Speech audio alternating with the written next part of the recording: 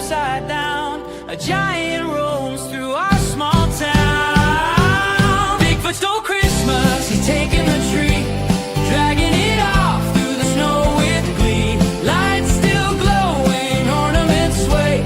Bigfoot stole Christmas, but we're laughing anyway. Cookies gone, milk upturned, fireplace cold, logs unburned. He left one sock and a note in pine. It said, "Dear folks, I'm sorry, true, but this year's feast is overdue."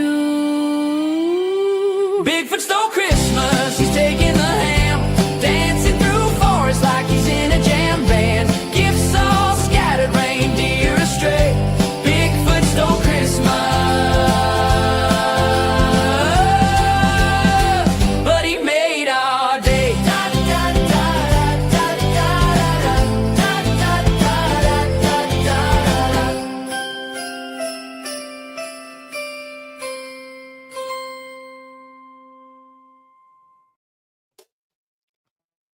And good evening, everybody. Welcome to Squatch-D TV for today's date, December 7th, 2025. I'm your host, your guide, the Squatch Detective, Steve Kulls, along with the co-host with the most, Mr. Chris Bennett, right down there.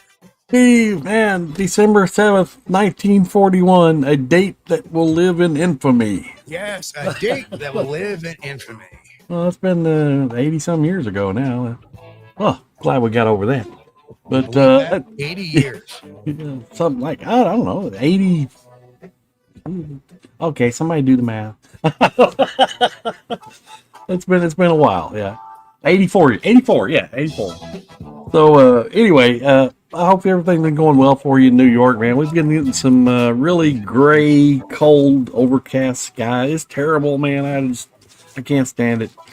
I hate to look outside. You know, normally I'm not a big outdoorsy type person, but I do like to go outside of the house every now and then and soak up some sunshine. You know, I got to get my vitamin D like everybody else. But today and this whole week has just been gray skies, cold, damp, miserable. I hope you're doing better in New York, because it sure sucks here. Yeah, it's the same here. Cold. Cold, great skies. Yeah. So a couple of things happened. It's been a very busy weekend for Steve. Steve was a hurting unit a few hours ago. I've been going nonstop this week. Yeah. First of all, it had nothing to do with the technical issues we had earlier. The technical issues we did have was because we tried to do the vertical edition, and it was causing all kinds of issues between everything across the board. Chris couldn't hear anything, and people were so we're just going to stick to the good old vertical sides. Whatever it is, or the horizontal side, not the vertical. We'll do the slim versions for the phone, simulcast later on, maybe once we get the bugs worked out. But the first test bugs work out, and what I don't like is that when it posted in YouTube, it doesn't differentiate which one is which. Oh, so that's another issue. Well, we're trying to do this to make it more phone friendly to the people watching on their mobile devices. So if anybody got booted and had to go back in, that's because we kicked the vertical edition off. We deleted that before we went live. Yep. So my volume is turned up. So apparently they're not hearing me very well. Uh-oh. So let me get into my audio settings here for a second. Well, it sounds good here. There we go. There we go. That should be a lot better. Oh yeah, that's if I have a hot mic, let me know. It's fine. All right, it's fine. All right, here we go. So everything is good now because I don't like to have the mic in front of my face a lot of times. All right, there we go. You see these podcasters all the time over there. Grasshopper says audio is fine. So I hope everybody enjoyed our Christmas intro. Something we threw together. Steve threw it together. I can't take any credit for that. That was good, Steve. I enjoyed that. So anyway, what did I do this weekend, and what is that? Well, first thing is we did have a little bit of a studio revamp, and it may look the same here from this angle looking out, but looking in, what I did is that all my monitors were on risers, right? I had these risers, and basically they were electrical wire spools. It lifted the monitors up, and I was using, but needless to say, those spools take space up. And then we had gotten the Duocaster, so now I got a soundboard on the desk, so it was really cramped. So what I ended up doing was getting a monitor rack. Yeah. So one post, they're all up off the ground. So now I have so much more room. The soundboard has moved. I'm waiting on the legs for those, and that's going to bring it up a little bit and in towards me a little bit, make it a little easier for me to see. Right. That was done. And today, so Friday morning, I got a huge box. Oh, did the snowblower arrive? Right, and by 1:30 this morning, it looked like it hatched because I cut the box off around it. Yeah. I could kneel down on the box instead of the snow. Yes. Put it all together. And then I was like, look, honey, the box hatched. Because it looks like the box is all there, and there's the snowblower sitting there all. Oh, good. I ended up doing a little snow blowing, getting that good. So, a little exercise. I felt I had been run over by a Mack truck. Oh man, once you get used to it, it'll probably be, really, really easy. Just you go out there and more or less snap your fingers and the driveway's clear, Yep. Oh. So StreamYard was having a little bit of an issue uploading stuff a bit too. So instead, what I'm going to do is we're going to add tonight's topic as a video file, and I gotta find it first. Yeah, until somebody can convince me otherwise, I think StreamYard is messing up big time tonight because it is getting nothing but problems. The issues I had is that I did a CCleaner refresh, so it reset all my settings. And so that was one of the issues. The other issue was, the other issue I had to do was, and what it did was, since it was a new version of CCleaner, it took out my cookies that keep the settings the same. So I got to go in there and fix that. So I got to go in there and fix that. Not a big deal. It's a click of a button, really. I just got to find it. Stole your cookies. Like Bigfoot. But StreamYard is starting to limit the amount of video files you can have. So I had to delete a bunch that I was saving a bunch. And so I deleted a bunch. And then when I tried to upload the 3, it was just not going. So I uploaded the new intro, and we're just going to stream the other 2 while we're watching it. Well, yeah, I agree, Grasshopper. I do not like the new version of CCleaner at all. Looks very commercial. Thank you, Danny. Only 65. So it's been a very busy 2 days for me. And Glenn got him off Monday. I am going to just probably soak in the bathtub all day long. And yeah. Oh, well, maybe I don't need scented candles or nothing like that. I just glass of wine, some scented candles, nice bubble bath. Then a knock's going to come at the door, and they're going to revoke my man card if I do that. So. But the other interesting thing is now my monitor on the left is now a vertical monitor as opposed to out. So I got a lot more room. It's opened up. It actually makes a space for the web camera, because the webcam was originally occluding one or both of the monitors. And if I do have to read something now, I can read it very easily without having to break too far from the camera anymore. Right. So it really works out very well there. Well, you were talking about those spools earlier. I saw it's a video somewhere online. It might have been YouTube or somewhere else. They would take these big cable spools, this guy took a big cable spool like you would get from the telephone company. Sure. And he cut off one of the sides, one of the big round parts, and stained that, and then he put some sort of like a epoxy coated clear finish over it.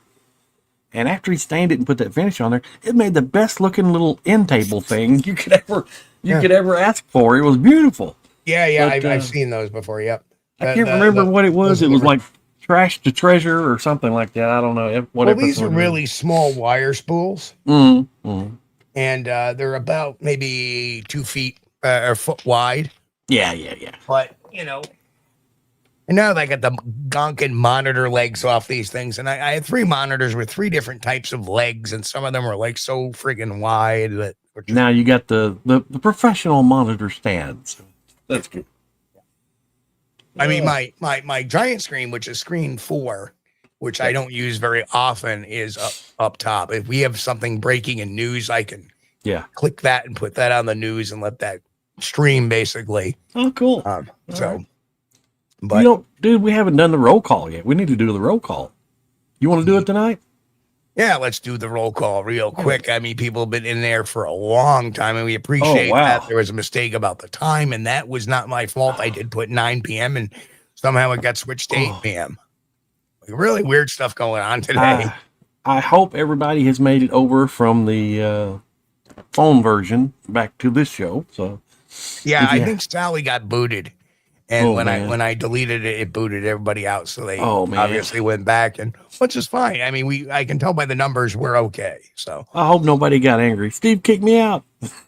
No, nothing like that.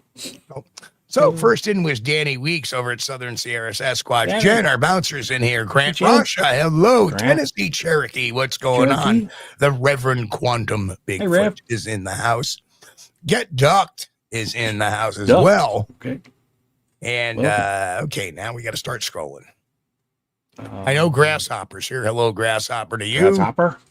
I did see Walter Kroll. Hey, Walter. Wow. Yeah.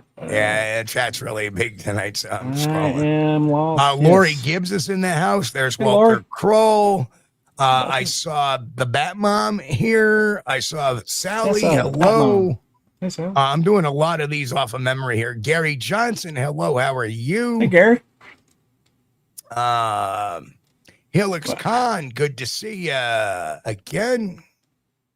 Who else? Patrick Barron. Hello, Patrick. Long time no see. Tate Hieronymus. Tate's in the house. Hey, what's up, Tate? Tate. Yep. I'm about not even halfway down, and I'm lost. Shirty Henson in the house as well. Shirty. And here's another one. Bob Hip is in the house. Yeah, Bob. Hey, Bob. Good old Bob. How you doing? Good to see you. Just Interrell is in the house. Oh, that's really interesting. We really don't care. I can't even find that.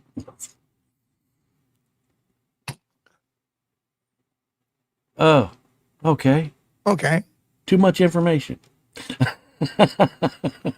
Oh, was that Jen saying hi, riffraff? Sandra Piper. Hello, Sandra Piper. Sandra. Yeah. And really, we don't care. We are glad you're here. Yep. Welcome. So it doesn't matter. What? Yeah, nothing to do with Roy Longley lurking in the chat as well. UAP Arkansas. Hello. Welcome back. Good to see you again. Arkansas. And you know what? It's great to have you here. So yes, that's finding the trackway. Trackway. What's going on? All right. I think we're okay right now. If I missed anybody, I apologize. So. Yeah, the chat has really been hopping. It is full over there because we started just a little bit late too. And the fact that the show got misappropriated for 8 p.m. So people were in here as far as 7:30. Oh wow! Oh man. Well, thanks guys for hanging out with us. We appreciate you. Yep. Absolutely. So, yeah, I'm liking the new dig. So tonight's topic, we'll be talking about a video that was sent to How to Hunt, and he posted it. And this is regardless of what he thinks of it. We put it through the ringer, and this is what we found. So I don't know if anybody's seen it, but Chris, I'm going to play it here. It is protected under fair use. So again, reminder, fair use, right? For the sake of commentary, criticism, or satire. So here is the video.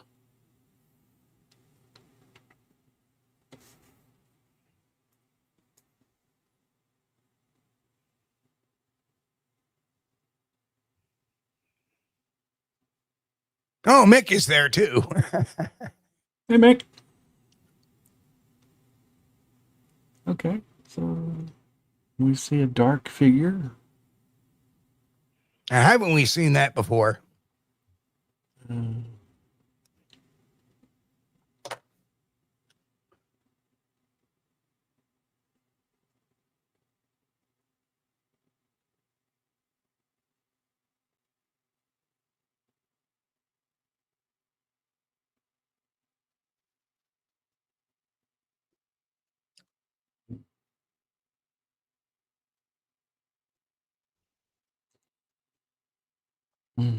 Huh. I just kind of wonder if this could be a hunter trying to get in behind those caribou that are shown up above on the right. Not at all. No. But there's something that I notice in it off the shoot, and it should be a red flag to anybody. So we still run it through the process. And so what we did was we ran it, and we did a full forensic review using multiple analytical techniques. And the goal was to determine whether the footage represented a genuine optical recording or some form of digital fabrication. Mm-hmm. And so there were some visual irregularities. There were several indicators that raised concern. The subject and the background surfaces show unusually smooth edges and texture patterns. The real video captured by a phone or camera always contains small imperfections in lighting, shadows, and surface detail. In this footage, these natural variations are missing. Highlights and shadows do not behave the way light behaves in a real dimensional environment. Like there's no shadow. If you ever watch it, right? There's no shadow. No. The other thing too is you don't see any movement of the environment. Is this supposed to be a thermal cam image or what? No.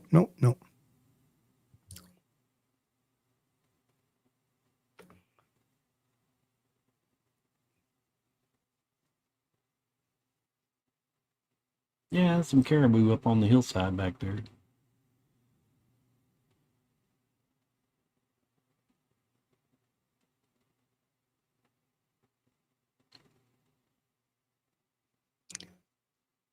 Well, that's kind of strange. Yeah, exactly. As you see it now, you can see how it doesn't act natural. No, the leg just like raised out and went over this. I think I may have adjusted the lighting a little bit so you can see the dark figure a little bit better. Yeah. So the lack of camera noise, all cameras produce a unique signature known as sensor noise. Even in bright conditions, there's always a small amount of grain, color noise, and compression artifacts. The frames in this video are extremely clean and uniform. In other words, it moves far cleaner than optical footage. This is consistent with an artificially produced or AI generated frame. Oh. Tate, I have no idea. Ken, I would refer you to the How to Hunt channel for any of the details. Real footage contain, again, motion pattern inconsistencies. This is huge with me, and I noticed them. Listen, I after doing this for 28 years now, just about 28 years, when you see these films that are AI generated or CGI generated, we've seen it with the so-called Independence Day footage. We've seen it with the Texas video by that alleged reverend that put that out there where it was running in the field in the back. Right. And every single time we see the same type of blobbish images that seem to just move like this. And the thing is all right, so if a Bigfoot is walking along a flat surface, one might expect it to walk like this. Yeah, right. But we're seeing it walk on this rocky surface going up and down. Yeah, moving up and down above objects. Yes, right. Yeah. We're seeing very square type of. Exactly. That one frame that got me where it went across this raised up area and it just kicked its legs out and went across the area, but it didn't like go up. Right. Yeah, right. Exactly. It's kind of strange. So real footage contains fluid motion that can be measured from one frame to the next. When analyzed, this video showed no coherent movement. The movement patterns between frames were fragmented and directionless. And that's true. A lot of the times you don't really see any type of upper body movement. You only see two legs and this blob on the top. Mm-hmm. Doesn't Bigfoot, the patty walk? Well, yeah, right? I mean, there's a difference between it having a smooth gait and then jumping over objects on a hillside. Okay, its head has to go up if its whole body jumps over something. Has to. It can't smooth that out, unless it's AI. I guess it could. Right. Well, how do we discern? Lori asked a question. How do we discern what is actual footage and what is real footage? When you look at it, take away all your biases. Take away, look at the speed. Look at it. Does it look natural? No, it does not. That follow your gut when you do that. If you kill out your biases, the other kicker I would definitely say is that there are tools available online on the web that you can use, and even AI models that you can use that will shift it all out. Don't say. So edge behavior across frames. Edges in this scene do not remain consistent. Lines, in other words, the shape of the object itself changes, right? Mm-hmm. So you have this object that sometimes it's wider, sometimes it's skinnier, same thing. Sometimes, like when it moves its legs, there's no light in between the legs. There's just, one big black blob that just seems to be like a wide angle. Lines, outlines, and details shift unpredictably from one frame to the next. Genuine footage maintains stable structure unless the camera or subject is moving. The instability here is typical of CGI or AI generated video where each frame is synthesized independently. Either the bighorn sheep or caribou, some sort of animal with a white butt up on the hillside, that looked genuine to me. So the age of the film, Norma, and hello to Norma out there. The age of the film is not known. It just came out a few days ago over on the How to Hunt channel. So again, don't know. The person claims they took it whenever. I didn't really listen to the minutia of it because I just wanted to see if the film now with the tools we have, could I taken the guy's story and tried to break it down? Very much of a story with the guy on a hill shooting a Bigfoot off in the distance. There's not much necessarily that you can break down psychologically. So I didn't bother listening to the film. If it was a close encounter or an encounter, then I would have kind of put it through the works. Yeah, I think Lori, Steve covered this one a little bit, but he doesn't really want to say a whole lot about how to exactly determine that. But I get where you're going. Yep. And also, let's see, Lori said, also just a question from an older person. Why fake this crap? What do they get from it? Oh. Clicks and views. Yeah. Money. Clicks and views. Now, do I think Steve Isdall did this video? No. Somebody probably sent it to him. But, some people do it for the gas. All right, yeah, I got my video up there. Look at that. Look at me. Look at me. Oh, man. So Mick knows a little bit more about this guy. Claims to be a rock collector. Whatever. Oh. Very cool. I haven't seen the video. I mean, other than, what we were looking at. I'll have to check out Isdall's channel and see what's going on over there. I hardly ever look over there anymore because, don't get me wrong, he's got good entertainment. Okay, I'm not going to knock him. Here's the interesting thing. We do something called a frequency pattern analysis on these things. And when examining the video, the system told us that the frequency level, the distribution of time detail is too uniform. Real footage produces a random spread of detail based on how the sensor captures light. This video shows pattern, uniform frequency behavior that appears synthetic. So that was another thing it can do. So here's the nuts and bolts of all of this. Is that there's visual inconsistencies, there's motion irregularities, there's lack of environmental realism, and there's framed high frequency, patterned high frequency detailed. So again, under the visual inconsistencies, it's unnatural edge consistency, flickering edge structures. And you'll see that as it walks past the environment, it tends to get a little blah, blah, blah, blah, blah. And that's very consistent with CGI and AI, which is another form of AI is just another form of CGI. It's computer generated images. So what is AI? Computer based. In motion irregularities, again, we have fragmented motion patterns and lack of coherent optical flow. The environmental realism, inconsistent lighting behavior and lighting anomalies. Like there's areas there where, and that's by it moving its sizing. Well, Steve, something that's bothering me about that clip is the either the bighorn sheep or caribou, whatever white butt animal was up on the hillside back there. We're too far away to identify it. That looked pretty good. So I'm kind of wondering, could they have taken a real clip and used that, submitted into AI, then added in a creepy crawler running up the hill? Probably, yes. That's exactly what happened. And that's what happens when you put that video into a CGI program, it flattens it all. That's why we have what was it I said earlier about the high frequency pattern analysis, right?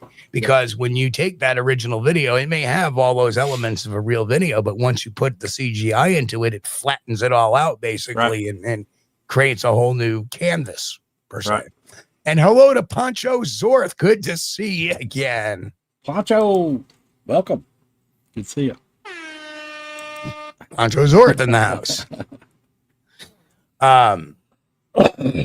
Oh.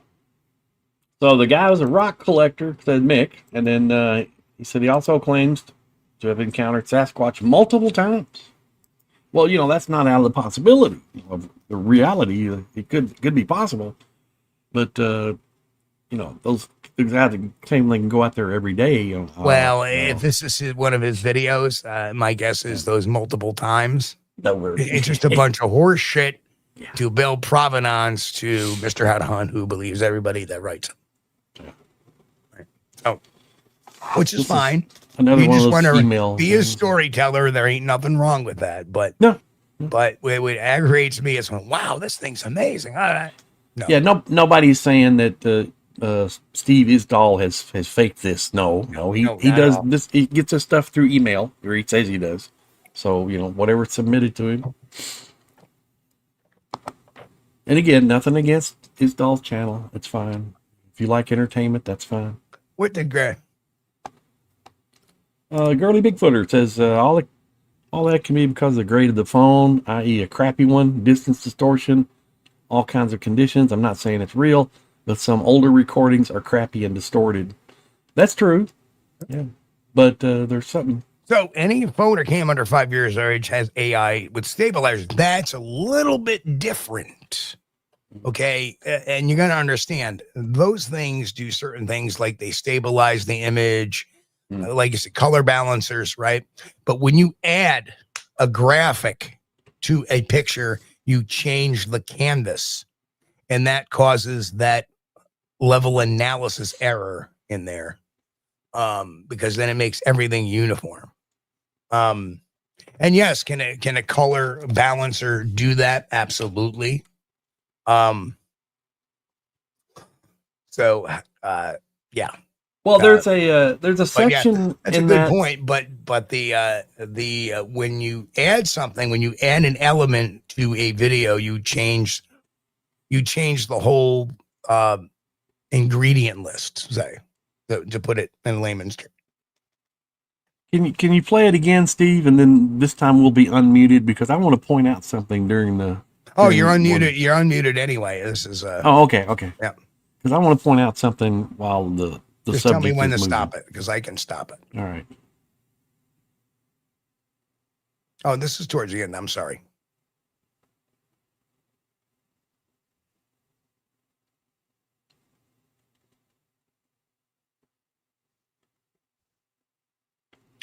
Now, from that distance, it looks pretty good. But when you start looking at you see how unnatural that looks. I mean, I can see how people can fall for it, but there's certain frames in it that just scream at you.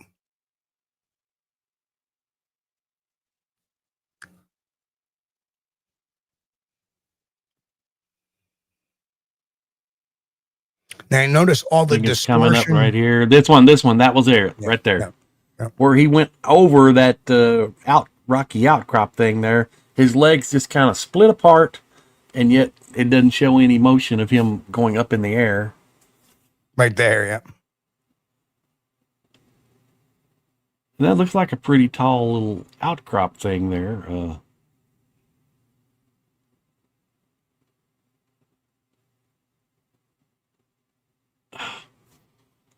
No. See, that's where I have the issue right there. Mm-hmm. See, when it interacts with the environment, yeah, it's pretty good. It's better than what we've seen, but we see.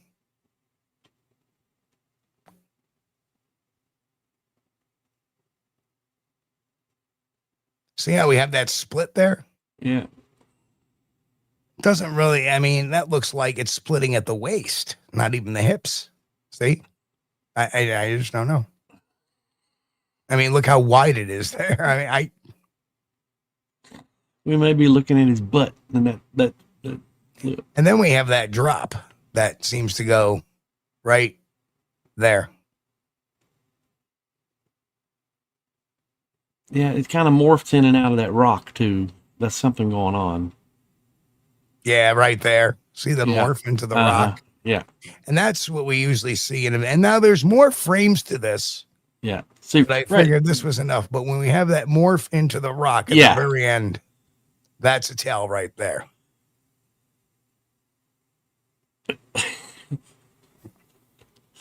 I don't know, man. It could be, degraded video, but no, this was filmed recently. So degraded video would be film. Well, I meant, the quality. He's using his. Well, we are zoomed in there, and that was not something I did. That was something. No. But I mean, if you look at it if you just do a little blip like that, it looks good, right? Yeah. And that's what probably was submitted. Yeah. But somewhere down the line, either Steve did it or somebody else and blew it up. Yeah. And when you look at the blow up. Well, it's covering a lot of ground when it's zoomed out. That creature, whatever, right. Either real or AI generated, is covering a lot of ground going up that hill. Which, that's a pretty good indicator. Well, that could be a Sasquatch. But while he's moving over this stuff, though, his head is remaining pretty much constant. Right, and going over a hill like that, there would be an up and a down and an over and there would be dips, and because that you look at the terrain, it's acting like it's running over something smooth. Yeah. It's like he's a fly on the lens. There you go. Allegedly recorded on a smartphone with digital zoom. So yeah. Well, when my older cameras would zoom in, they would get really pixelated really bad. I would expect a lot of pixelation, unless this was originally in 4K. Yep. Then you can get a heck of a zoom, man. And for all we know, this could be the same guy that did the video of the Independence Day video. It could be the same guy that did the video of. Now, there is one difference. There was a video that was shot by a biologist in Canada, right? Several years ago. That looked really good, and that showed fluid movement. It did not show anything like this. Oh, Sally says, I think it was clearly added to the background imagery. Right, which would be an overlay, and Get Ducked and Sally both say the same. So everybody is on the same page with this one. Well, I was kind of distracted by the mountain sheep or mountain goats up in the background at the top right of the frame, and because they caught my attention because their movement was actually, you know, pretty good. Okay, they came down and then went up, and you could see some movement there. Right on, Gary. Gary's like, yeah, when it's walking, it looks like it's not even touching the ground. And it's not, because it's not really a real object, a CGI. And that's the one thing that CGI, which I believe this is, I don't believe for a second this is AI necessarily. AI would do it much better. But there is no, when you do a CGI or a filter like that, it doesn't compensate for ground compression. You know, when you're hitting that ground, that compression that happens. You know, if you think about it, when you step everywhere, there's a shock wave, right? And you see that in the Patterson Gimlin film. Actually, when she steps, you see the muscles ripple, right? Yes. So and that's something you don't see here or in the Independence Day video or any of the other videos where they have the little black thing in the background running that supposedly at incredible speed. And Bill Munns studied that shock wave and ripple effect scientifically too. I don't know if he's still got it on his website or not, the Munns report. Right. But it was very good. He took female volunteers to actually, they would drop down off of a board, and in slow motion, he could record the ripples in their, you know, side and their features. And it was really consistent with what was shown in the Patterson Gimlin film. Really good stuff. Of course, you know, I have a man crush on Bill Munns. He's one of my heroes. But, yeah, that's some things about that video we just watched are just kind of odd. You know, when I was looking at the sheep and I thought, well, you know, those are real or caribou, whatever they are. And I thought, well, maybe this could be a hunter trying to get around them or something other. But when the hunter, like, you know, is more or less, you know, staying at the same height while he's going over 4 or 5 foot tall rock outcrop things. And the other issue was, but his leg was morphing in and out of the rock. That's kind of strange. Your leg can't be both behind and in front of the rock. Right. It's got to be kind of one or the other. Yeah. So, you know, all the tests that we conducted, and there's several tests that run to see if they flesh out different things. And I know it says the Isdall video. It's not really his video, but the video he showed the other day, it displays characters as consistent with CGI, AI generation, or a hybrid of both. Yeah. Mm-hmm. And again, these findings are not based on one artifact or assumption, but on a collection of independent analysis that arrive all at the same answer. Yeah. No, that is CGI in the independent. Oh. That's CGI, Danny. That is all CGI there. So if I did a video on that, Danny, that if you look, you'll see that there's one frame where all of a sudden the hip of the creature is in front of the rock, and then it goes back. Yeah. So it's going so really quick. Again, you know, you can't be both in front of and behind the rock at the same time. Right. But it does. And the funny thing is that, you know, from about thigh up, it's in front of the rock, but the feet are still behind the rock. Yeah. And that's one of the frames on the Independence Day video. And that's not anything that could be artifact when you have that much. And Gary said that, you know, a lot claim that when it's walking, it's like it doesn't touch the ground. Well, that for a normal sighting, that's true, because they do have a smoothness. But still, if one jumps over an object, well, obviously, you know, it's going. You're going to see the top of its head go way up, you know, because it's attached to the rest of the body. But yeah, they are smooth walkers. You're right, Gary.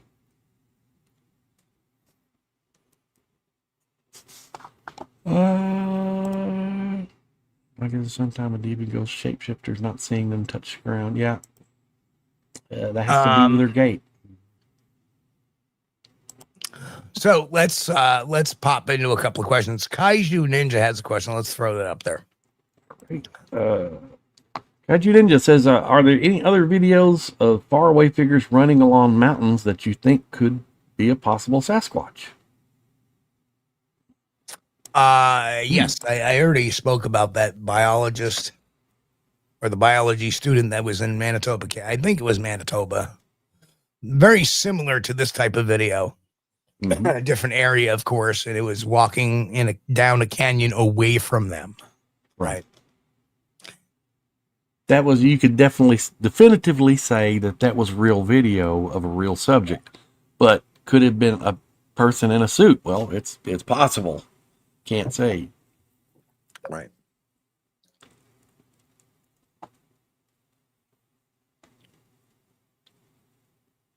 Yeah, well, Norma, the beautiful thing is that you don't need any more of that information. We've already fleshed this one out. Some of them you can flesh out just by looking at the video and running it through in the analysis. Yeah. We don't need the time or date. What does it matter? It's still a fake video. It doesn't change the actual data run on the scientific analysis.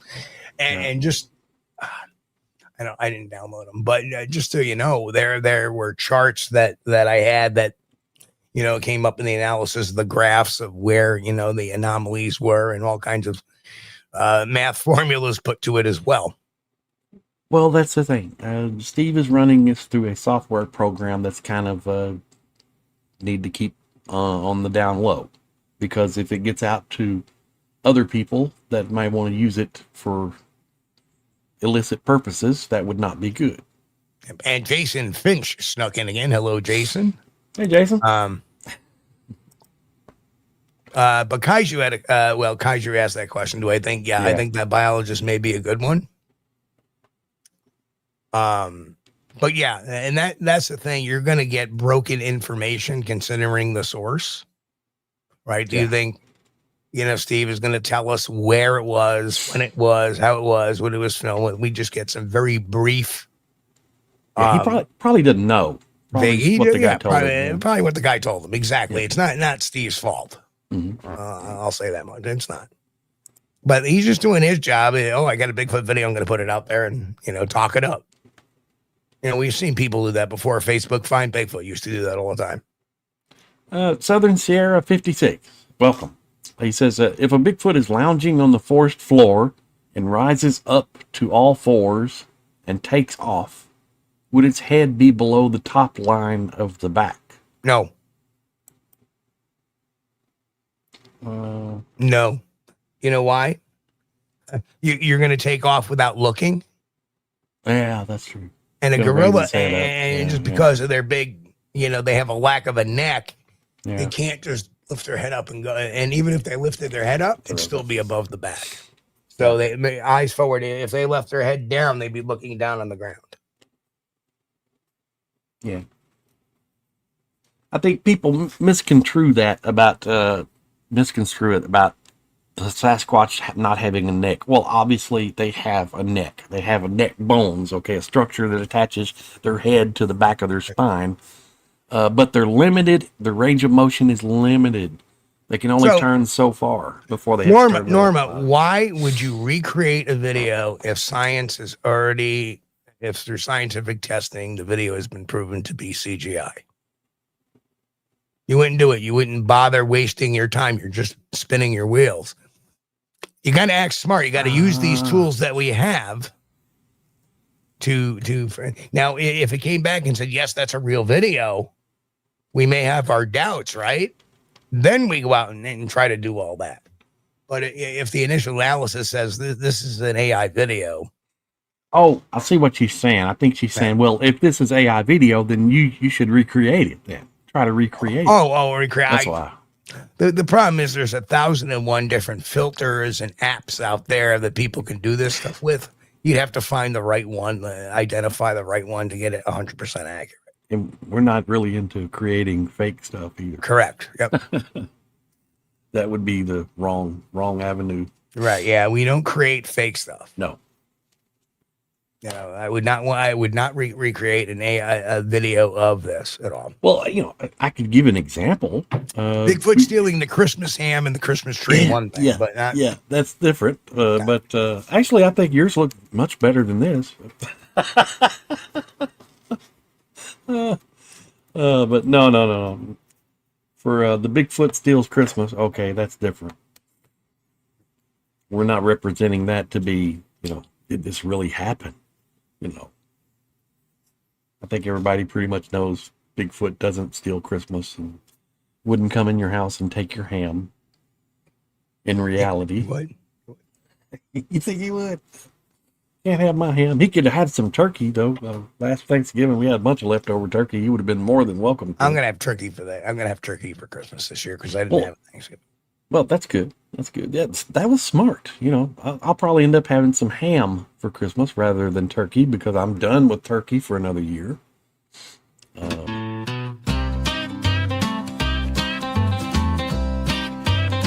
I'm stomping slow on the morning dew. My shadow's long, but my heart's askew. They whisper my name like I'm some kind of thrill, but I'm just a Bigfoot wandering over the hill. Cameras click, oh, they think they're sly, but I'm just a blur in the corner of the sky. How to hunt guy swears I'm real, but CGI is all I feel. I'm pixelated, exaggerated, a walking hoax that's animated.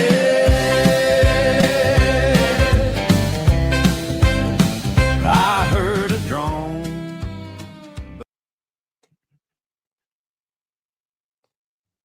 No.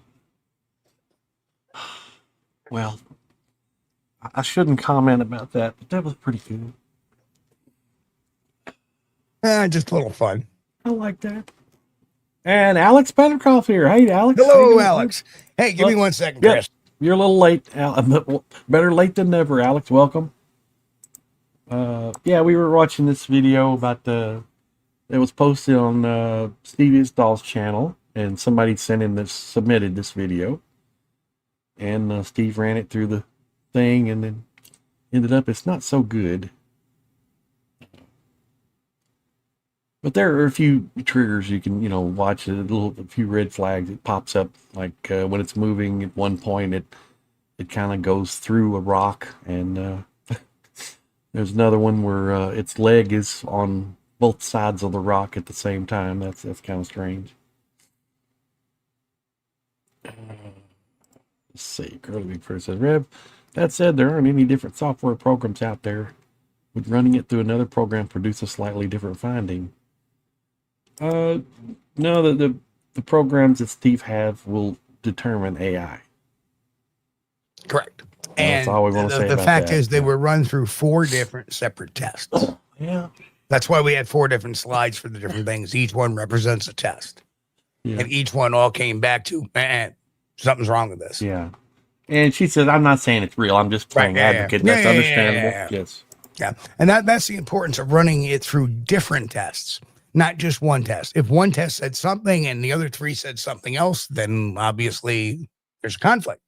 Right. But they all came back the same. It's kind of like, almost like a lie detector, when you have, bing, bing, bing, when they all come up lie, it's a lie. When a couple of markers come up one way and a couple of markers the other way, well, it may not be a lie.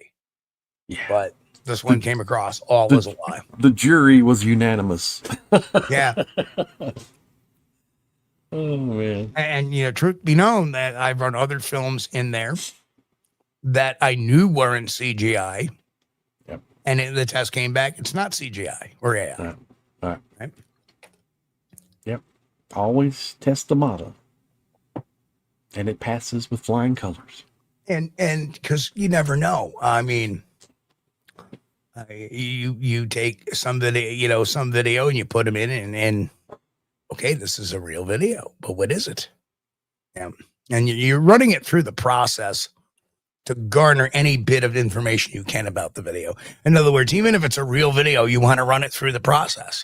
That way you can prove it's a real video. Yep. Right.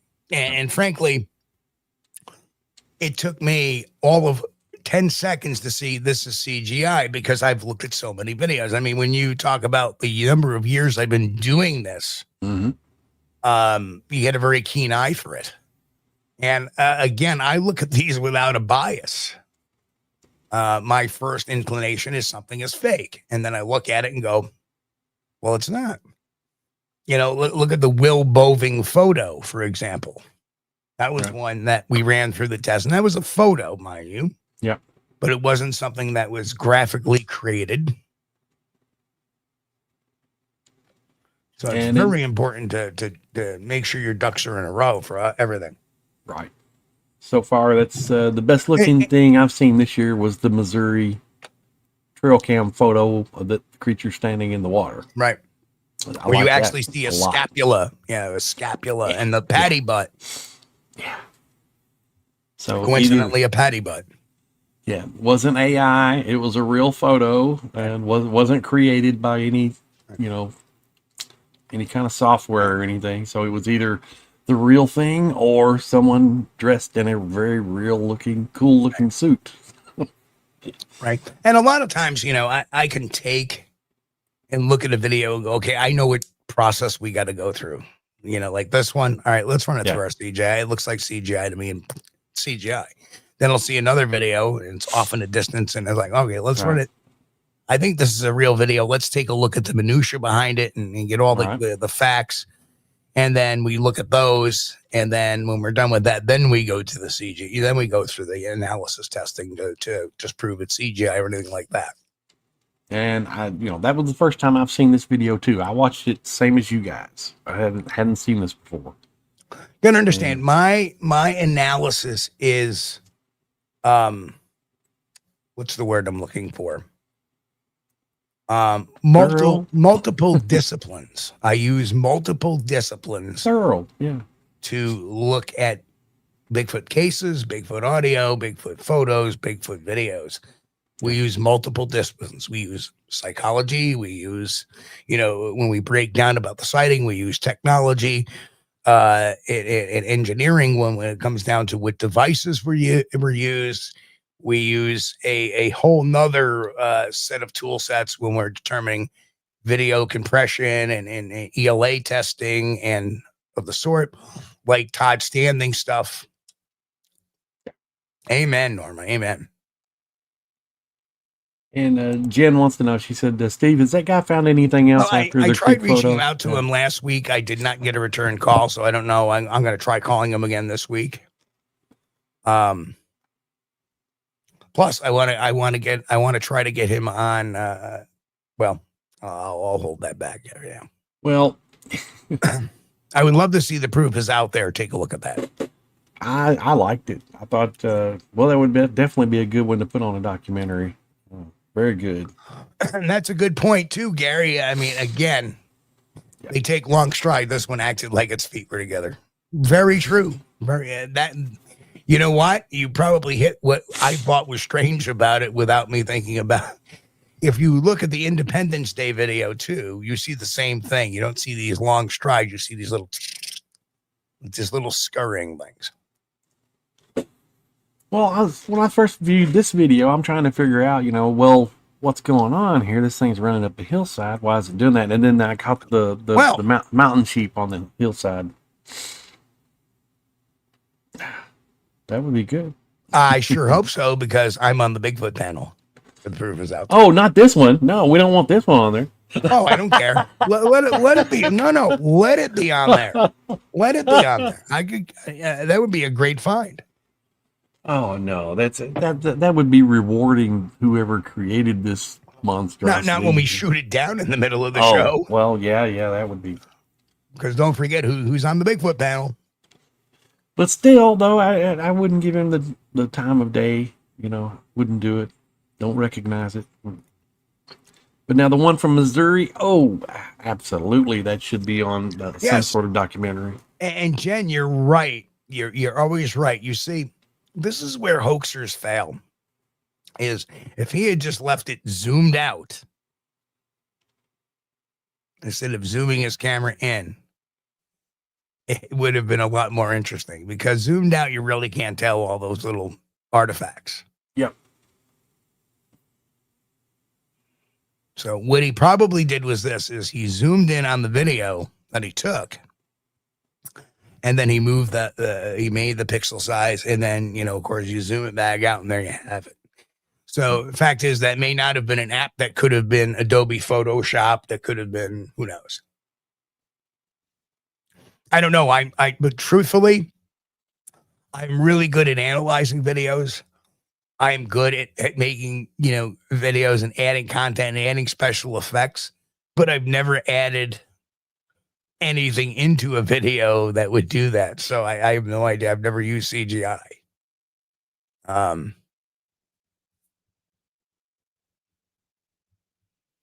But some great questions out there as well out there tonight. I wouldn't expect Steve to be trying to create any CGI hoaxes. No, that's not what he does.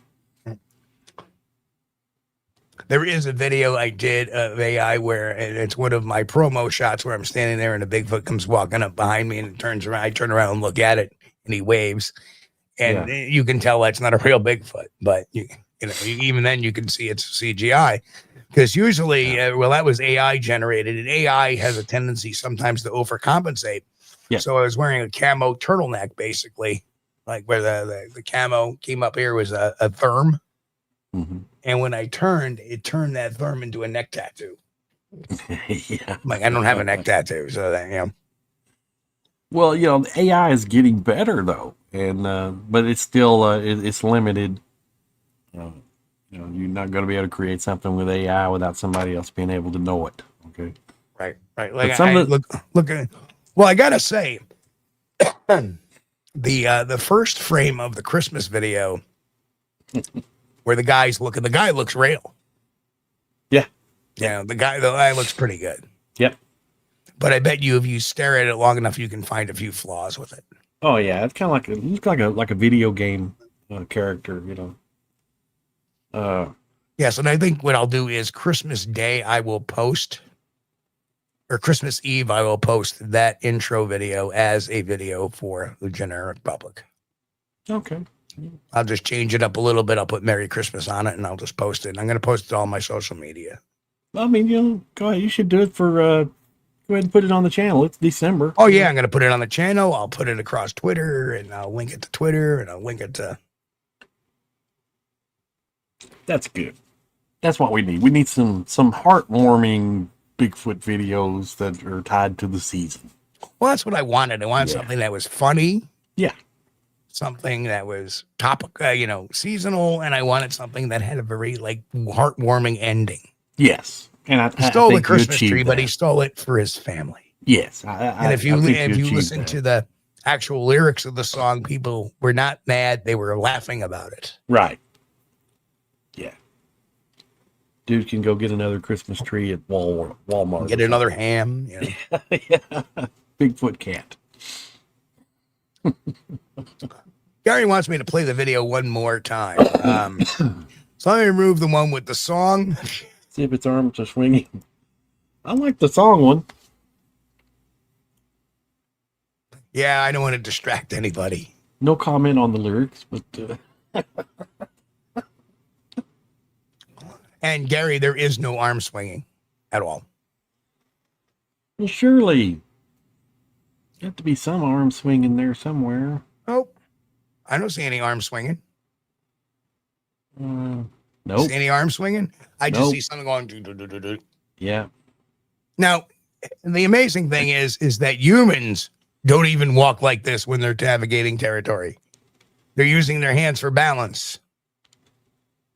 Yeah. Yeah, there was the spot. Yeah.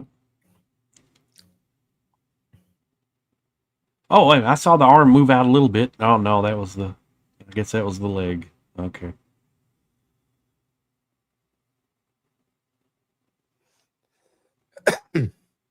Yeah, you don't see any arm swinging there at all.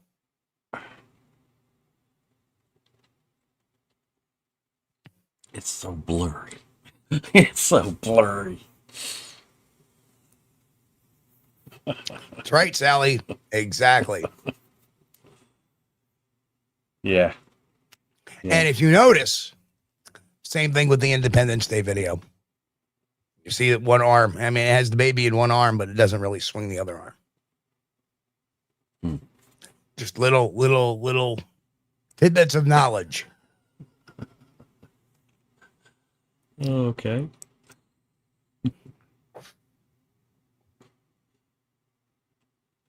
You know what? It's very interesting. That's a lot of ideas for Bigfoot videos, huh?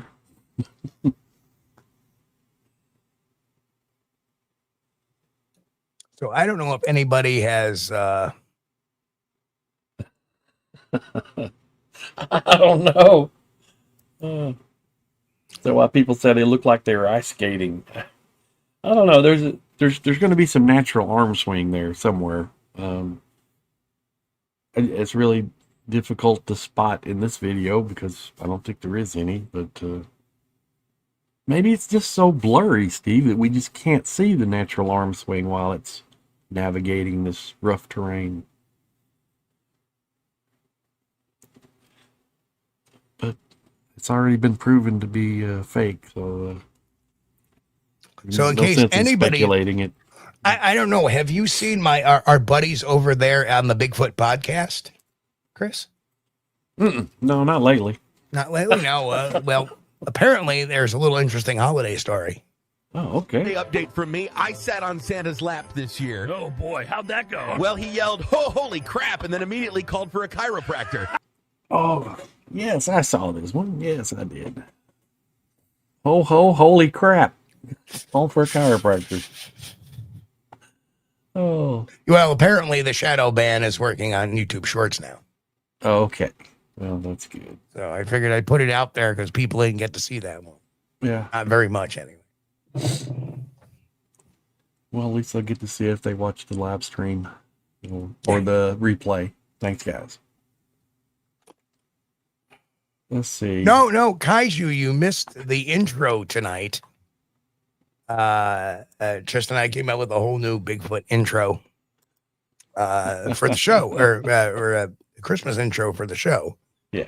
And so when you're done, I would maybe we ought to play it on the way out. You know, when we do the end of the show, play it on. We the can way do that. out. Well, we can't do that, or can we? Well, hang on, I can do that. Play it again now.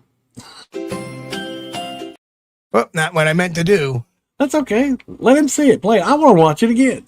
Anybody with me? Anybody else want to watch it? I want to see it. Well, what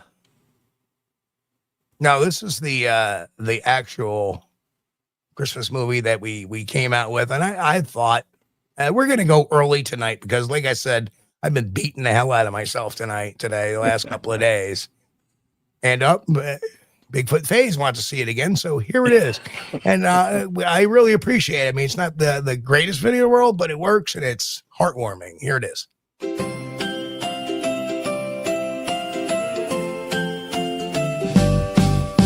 Snow fell heavy, trees stood tall. Shadow moved, it dwarfed them all. Tracks so wide, they swallowed mine.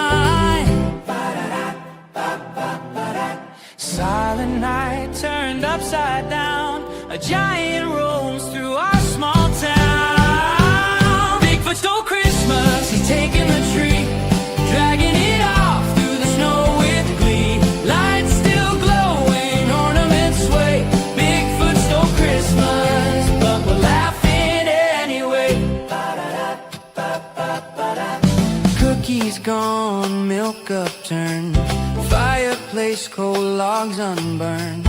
He left one sock and a note in pine. It said, "Dear folks, I'm sorry, true, but this year's feast is overdue."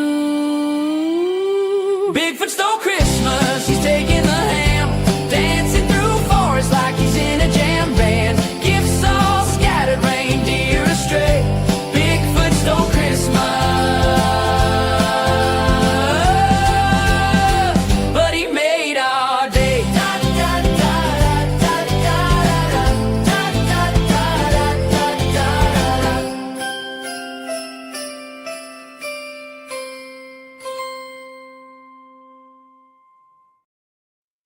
I thought it was a nice heartwarming ending. I love that. Reverend said this more realistic than the install video.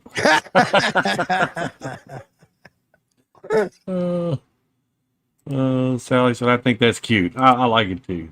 I like it too. Thanks, Sally. Yeah. I mean, oh, and I put up the Christmas tree too this week. It's been we'll have to get us one up here in the next day or two, I guess. It's getting about that time. I got myself a cheap new one because it's a smaller one because I don't know if I can put the big. I'm gonna try next year to get the big one in the house and try to put that together because the lights on the big one are phenomenal. But so I put up a little cheap ass Christmas tree and some baubles on it. And well, you know, we usually we'll either have one small one or a small one and a big one, or you know, it just depends on how things are going that year. and just you know what, it does my heart good that I know sitting in my shed is a snowblower. Yes. Steve got his Christmas present early, looks like. Oh man. And is it gas or electric? Gas. Gas? Okay. Yep. Believe it or not, it has an electric start. But I have to plug it in to start it electrically. Oh yeah. That's a cool feature. Yeah. It is, but I only have one power outlet in the friggin' house on the outside. That's in the front of the house. Yeah, but you know, the ones that have a battery though is like, but the next time you get ready to use it, when you go to start it, the battery is going to be dead. So they started using. No, it's a crank. It's a crank. Oh yeah, but I'm talking about for the electric start. Yeah. So they stopped putting batteries in them and said, okay, just plug it in. Yeah, and that makes sense. Yeah. Plug it in, punch the button. I got you. Yeah. I was gonna say I didn't see a battery in mine. No. But you know, it took, you know, considering I primed it 3 times and yeah, and then the third pull it started right up. Oh yeah. So cool. And then I just left it running. That's the beautiful thing about a snowblower. You can just leave it running. You need to go back and just yeah. But I want to thank my neighbor too, Dave. I was having a little trouble with the chute. Why is the chute only not turning to the left? And he's like, I think the orientation was wrong. So I ended up having to take the chute back off and readjusting it. Oh, well. And now it works fine. So. Well, of course. I mean, you know, it's brand new. The first time putting it together. Yeah, you're not going to get everything perfect the first time out of the chute. There was a couple, that was one of 2 things that I did not get perfect. Yeah. The handle, I forgot to hook the cables up before I put the handle on. So once you do that, it's like, oh, you can't really pull the cables tight enough to get it to. So, it's a learning experience, and I always enjoy it. It was a 5-minute delay. I was like, okay, take them off. I always enjoy learning something new, and if that means doing it wrong to begin with, well, that's okay. You know, that's a really good idea, Reverend. Yeah, those are cool. Bonham. Good Reverend has a great idea. You said, yeah, you probably could use, if it starts a car, it would start that. You would just have absolutely. To plug it in. You know what? I probably. Oh, wait a minute. Whoa, wait a minute. I think those are designed for AC only. They won't work with AC. Those starters, they won't work with DC. Those starters only work with AC, so they have to be plugged in. No. What I'm saying is they have a plug in the front of them, so it doesn't matter. Mm-hmm. So you would just plug it in like a power cord and just plug it into that and then hit the start. Okay, that's cool. I bet you would work with my portable charger. I bet you. I bet it would too. That if I took this, right, it has a plug. Has the plug right here. Oh, if it's got enough amps, it might do it. It's very possible. But you know, Reverend, those portable jump packs, those little bitty handheld things that will start your car. I was skeptical at first, but I bought one and it's been a couple of years ago. And man, those things are a lifesaver. They really are. And I have this sucker is.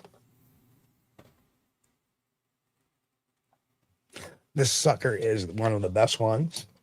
Yeah. And believe it or not, you can get them. I think they're down to $119. Yeah. And the beautiful thing about it is the top is a cordless phone charger.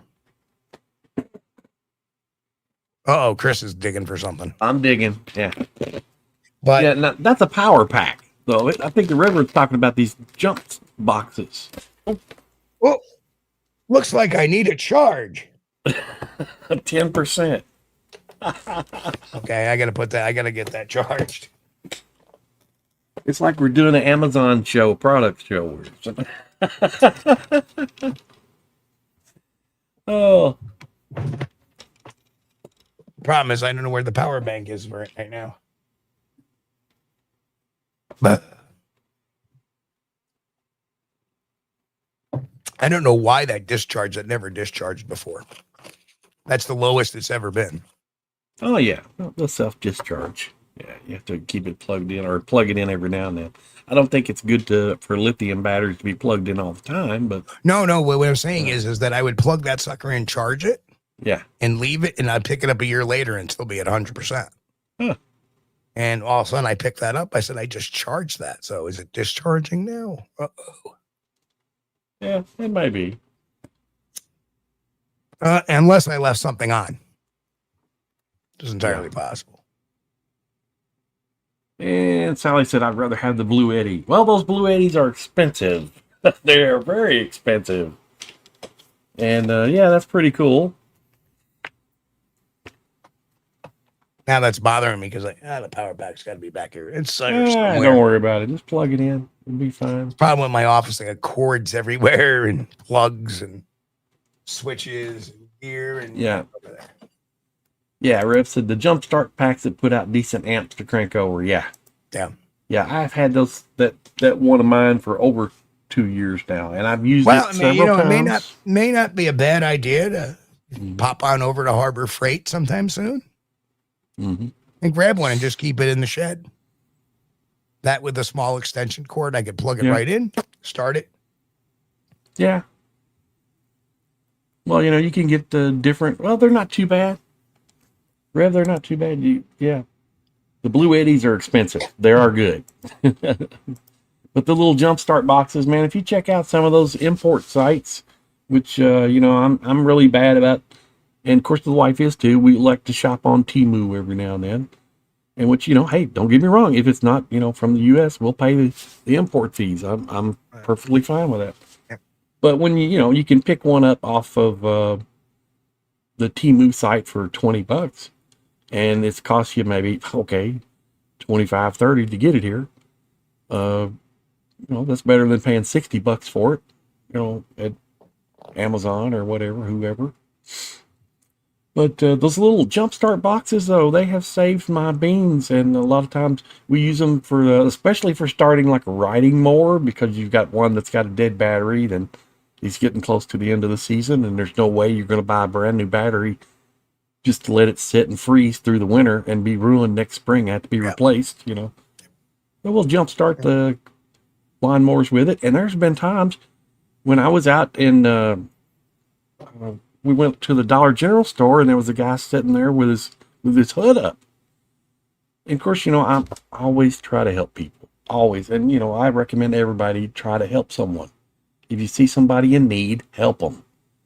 So I go over and I ask the guy, I say, hey, what's wrong? You need a jump or something? He said, yeah, I need a jump start. I got a dead battery. So I said, okay, hang on a second. He said, I don't have no cables. I said, don't worry about it. I went over to the vehicle, and I got this little thing out here, this little box. Oh, let's see. Hang on. It's got these. No, you don't got to. But I just want to show people. And but anyway, it's got these little jumper cable things that plug into the box. And that thing, I plugged it onto his car. He said, "What's that?" And I said, "Just trust me." I said, "It'll start your truck." He said, "It will?" I said, "Yeah, it'll start your truck." And I plugged it up, and you got to push the little button. I said, now, once I push this button, you've got 30 seconds to get in there and hit that key. So go ahead and get ready, and I'll tell you when. So he was in there, and I pushed the button. He turned that thing over, and it sounded like his engine was going to fly out of the truck. It's like, He said, I can't believe that. Where did you get that? And I told him, oh, man, you can get them over to Amazon. They're cheap. Of course, these are essential things to have. I mean, you don't want to be in the woods somewhere and then have your car battery go dead. So, well, yeah, that would truly suck. Like you're back here, you got no signal. And oh, this one, Sally, this one is Sally want to know what brand this one. Oops. It's a Adu. I don't know. Audew. Adu. Yeah. It sounds French. Sounds Francais. It's the cheaper one. I saw it through. I watch a channel called what was it? Doing It Cheap, because he's one of my neighbors down in Tennessee. There, Paw Paw, and he had a video on it. He said he's going to try one out. He had a Ford truck that was completely dead. Turned the headlights on, and then not even enough juice to light up the headlights. He put that little jump starter on there, and it fired up this truck just like it had a fresh battery in it. And I was like, that's amazing, He said, it works. He said, I was skeptical, but he said, it works. So I said, okay, I'll try one. I ordered one, and just so happens we had a lawnmower that the battery was completely dead. Yeah. It would not do anything. So I said, Andy, that's my boy's name, my youngest boy, said, try that thing out. And he put it on there, punched the little button, and the little engine cranked over like it never had before. It's like, wow, well, this thing's got some power. So I don't know how they do it. Don't ask me. But it's a lot of amps come out of that little box. It's unbelievable. Wow. All right, folks. I think it's time to boogie on out of here for the night. Are you sure? No. No. Yeah, ended up. We've covered it. Yeah. Yeah, Friday night again, worked late. Time I got everything squared away, it was like 8 o'clock. Yeah. But, we might get a dusting to 2 inches of snow tomorrow. Oh, yeah. Steve's praying for snow now. I don't care. You got to have to use that snow blower, man. Please, come on. Let it snow. Let it snow. Oh, it's nice having one, though, I guess. We don't have them around here. Nobody has snow blowers in Kentucky. Well, no need. Yeah, you don't have that much snow. Not a lot. Not a lot. I know. And people, it's amazing that, I have a friend of mine. Oh, boy, this must be a great time to do Bigfooting. You can see the tracks in the snow. And I'm like, nope. Nope. You ain't gonna, number one, too cold, wet, too miserable. Half the areas that I go to are closed because they don't plow the roads there. Yeah. Right. And some of them have some pretty big dips. In fact, the one area they actually lock a gate in front of the road so you don't go up it. And that's to my research area. So they're unmolested all winter long if they want to hang out there. Yeah. That was one of the big mistakes I made when I was researching with my buddy John Gray. The first snow we got back in 2010 or 2011, I can't remember. We took out to the research area because we thought, oh my God, this is going to be great. These creatures have just been waiting all summer just to be out tracking in the snow and tramping and making tracks, and we'll be able to follow them back to exactly where they came from, Yep. Well, it doesn't work that way. Yeah. I never liked getting my feet in the snow either. So I guess they kind of share the same sympathy. We didn't find a single track anywhere. Went to all the old hot spots where, went to all the hot spots where we thought, they're going to be there. They're going to be there. Nope. Why it sounds like a good idea. It usually doesn't work out that way. Yeah, it's really interesting. That what people think, and it's like, no, it's the worst time of year to go out. I only go out if somebody has a sighting. If somebody has a sighting, all right, I'll go out and check it out. But it'll probably be March before I start hitting the trails again. Yeah, with if you don't have snow on the ground, late fall, or early winter, or early spring is a good time to go. Yep. When the leaves are on the ground and they're not on the trees. That way you can see for a long ways. But, you know, even like my research area, if I go up there in March, I love the gate closed sometimes and locked, because if trees fall in the road, they haven't done the road maintenance yet. Right. You do that like once a year at the beginning of the season. They cut out all the fall trees and they clear the road and they grade the road and then they open the gate. Yep. So it's hit or miss. Hit or miss. I have been blocked by trees being down before too, and it sucks. But what are you gonna do? Okay. Well, you have that handy dandy little hand chainsaw. Yeah, that's right. Could use that, but I wouldn't necessarily try to get a downed tree out of the road with it. Yeah, maybe for cutting up a few limbs for firewood or something. Okay, yeah, that'll work. Oh, man. Oh, wait, what's the show without some special sound effects? All right. All right. Well, I think it's time to get the hell out of here, I think. Oh,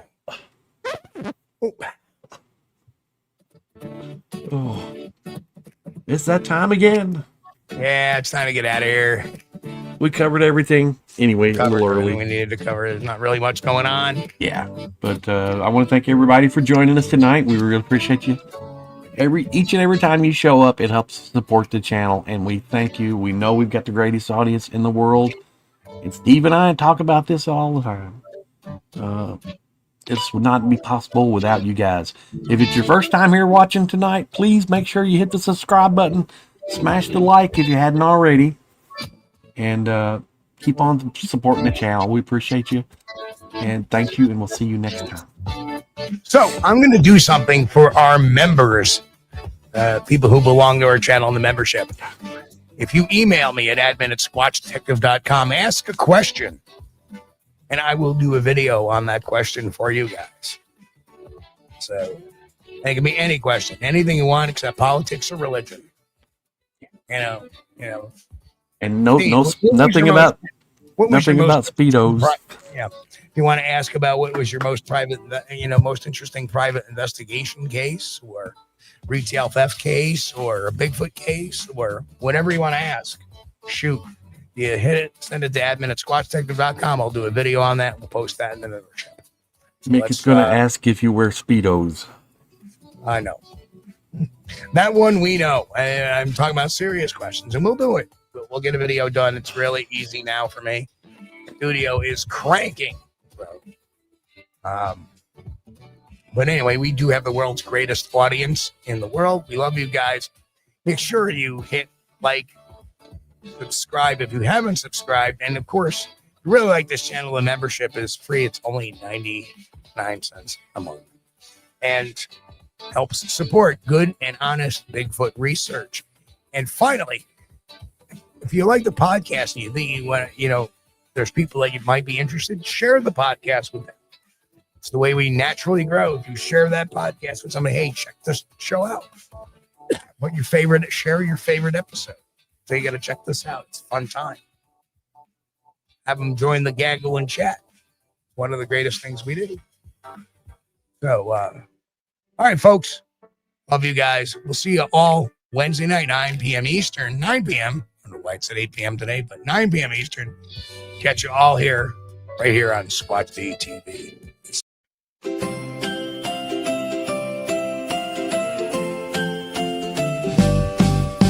Snow fell heavy, trees stood tall. Shadow moved, it dwarfed them all. Tracks so wide, they swallowed mine. Silent night turned upside down. A giant roams through our small town. Bigfoot stole Christmas, he's taking the tree, dragging it off through the snow with glee. Lights still glowing, ornaments sway. Bigfoot stole Christmas, but we're laughing anyway. Cookies gone, milk upturned, fireplace cold, logs unburned.